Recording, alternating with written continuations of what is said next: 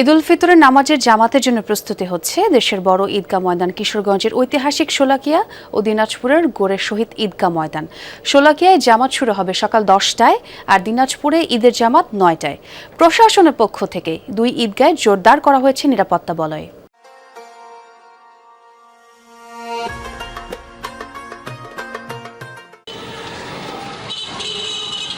কিশোরগঞ্জ শহরের পূর্ব পাশে নরসুন্দা নদী ঘেঁষা ঐতিহাসিক শোলাকিয়া ঈদগাহ। এবারে ঈদ জামাতের শেষ মুহূর্তের প্রস্তুতি চলছে জোরে সোরে। যুগ যুগ ধরে শোলাকিয়ার ঈদ জামাতে ঢল নামে লাখো মুসল্লির। এরই মধ্যে শুরু হয়েছে দাগ কাটা, বালু ফেলা, দেয়ালে রং করা সহ মাঠের সংস্কার কাজ। প্রায় 250 বছরের প্রাচীন শোলাকিয়া ঈদগাহের আয়তন 6 একর।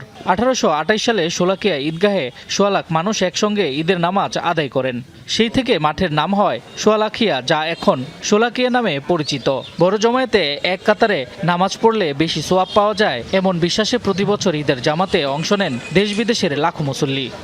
199তম ঈদের জামাত অনুষ্ঠিত হবে। এটা সারা বাংলাদেশে, সারা পৃথিবীতে সুপরিচিত।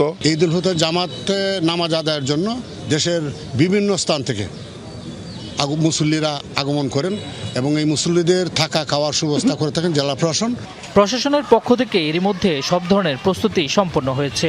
মুসল্লিদের সুবিধার জন্য ভৈরব ও ময়মনসিংহ থেকে শোলাকিয়া স্পেশাল নামে 2টি বিশেষ ট্রেন জামাতের আগে ও পরে চলাচল করবে বলেও জানিয়েছে স্থানীয় প্রশাসন।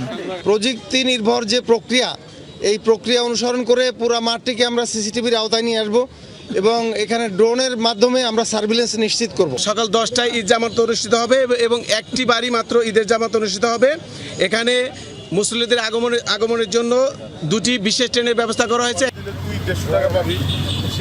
শোলাকিয়ার পাশাপাশি দেশের বৃহত্তর ঈদ জামাতের জন্য প্রস্তুতি চলছে দিনাজপুরের গৌরে শহীদ ঈদগাহ ময়দানে। সুষ্ঠুভাবে নামাজ আয়োজনের জন্য চলছে চুন দিয়ে লাইন প্রস্তুত, প্রবেশ গেট নির্মাণ সহ সার্বিক কার্যক্রম।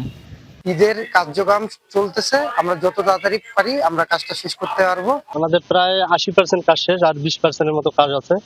আমরা এই দুই দিনের ভিতরে আমাদের কাজ সম্পূর্ণ করব।